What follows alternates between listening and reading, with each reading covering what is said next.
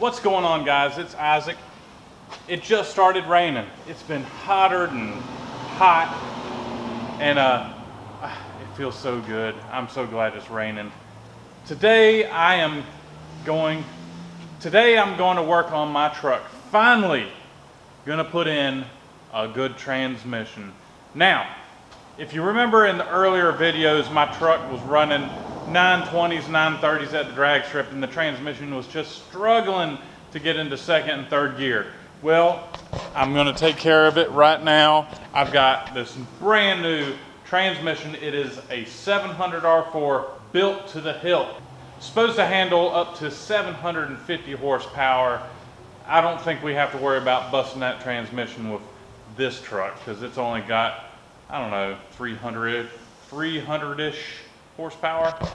But here it is. Unfortunately, I cannot take it out for a ride to show y'all again what it's doing, because if you look right there, the spring is broken to the garage door, and I cannot get this truck out of the shop because I'm a weakling.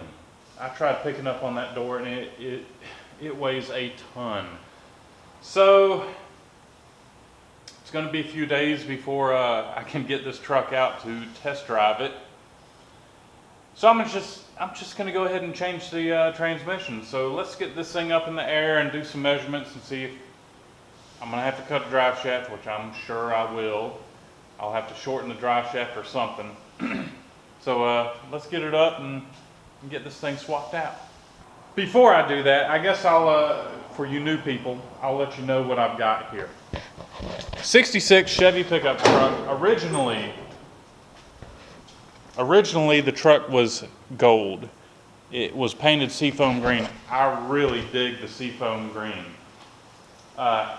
I'm leaving the truck as it is. I really love the patina. I've got all the chrome to go down the side of it. I want to change the wheels on it. So what we have under the hood is a mostly stock small block 400 out of a 1977 Winnebago. I pulled it out of a camper. I thought it was a newer model camper, but the engine was definitely a 77 according to the numbers on it. Last year I drove this truck on the power tour. Had a blast, truck did great, transmission, not so great, rear end, not so great, but I'm getting all that stuff fixed. So again, small block 400, 327 double hump heads, small cam, Edelbrock intake, Edelbrock carburetor. It's got like a 600 CFM carburetor. What I've got behind the engine is a bone stock 350 transmission, and on the rear end it's a bone stock 12 bolt rear end with a, not a spool, but a locker put in for the spider gears. So I took the spider gears out and put a locker in it. So at the track, this thing was running 920s, my best time, but it was running between 920s and 940s.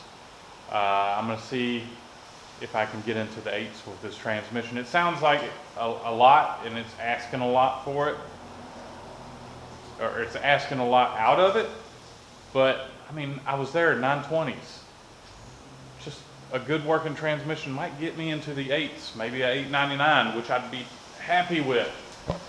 So, let's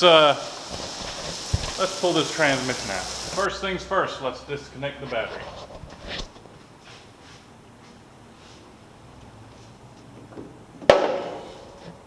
Take the air filter loose, and it looks like I need to clean it.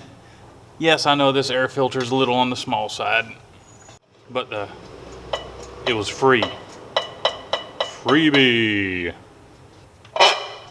So I'm gonna go ahead and take the cap loose.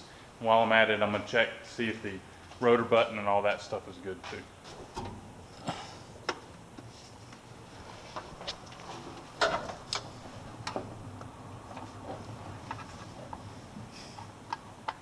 in here.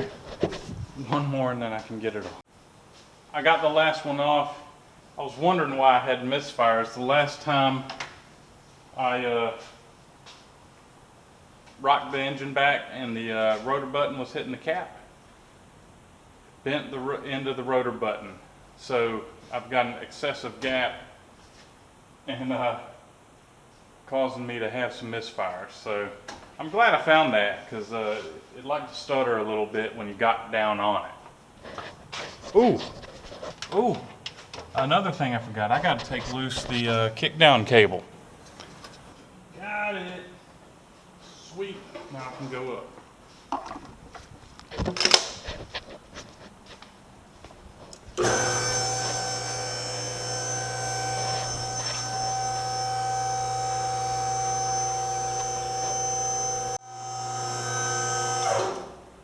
It is a short tail shaft 350.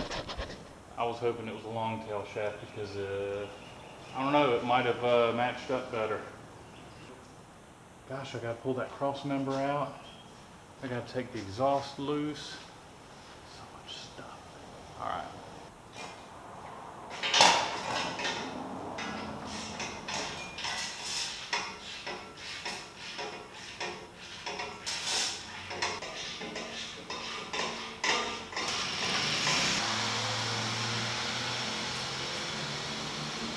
Pretty good.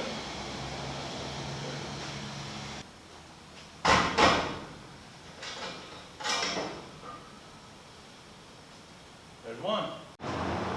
So I got the exhaust undone. I took the pan loose to let the fluid drain out. Fluid looks pretty good. Like I said, the transmission was working all right. It was just a little sluggish changing gears. It does not like a 400 cubic inch engine. So little 305, it worked perfect. So the next thing I'm gonna do is undo the transmission lines. Then I'm gonna undo the mount, drive shaft.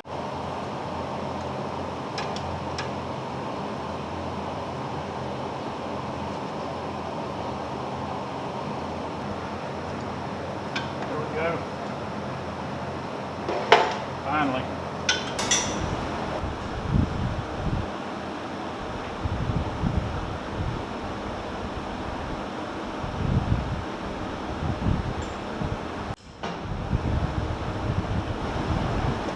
Got these 3 torque converter bolts that I need to take out.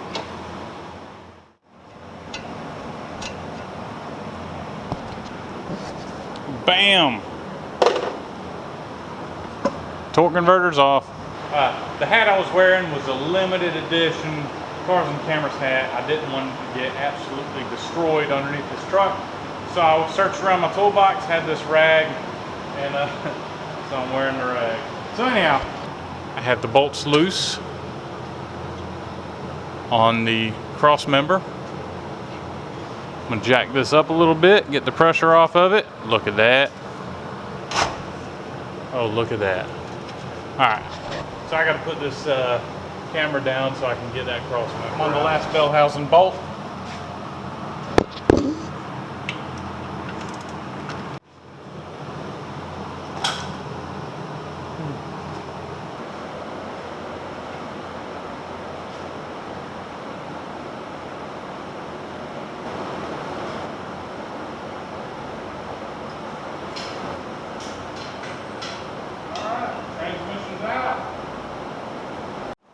Okay guys, I got the transmission out, and I guess I should have checked all this stuff out before. I feel like an idiot. The company that sent me the transmission didn't tell me. They didn't tell me that I needed the speedometer drive. They didn't tell me I needed a TV cable, which is the kickdown cable. And they didn't even tell me I needed a dipstick tube. I don't have any of that. Hey guys, it must be 100 degrees in here. I'm sweating so bad. I'm sweating so much, I completely forgot to turn on the camera to do some videoing, but I'll go ahead and tell you what I did. I had to go out. Since I've spent a whole day and a half searching around for all those things, I finally went out, got on Facebook Marketplace and bought a whole 700 R4 used transmission that has all of those things. Now I had to pay for it so I could get that right now price. I installed the kickdown cable and the dipstick tube, and I started to put the transmission in the truck, and then I was like, wait a minute, I'm supposed to be videoing this, so let's get right to it. I've got her up in there, and I've got to line up the bolt hole, the dowel pins, and start putting bolts in it. So let's do it.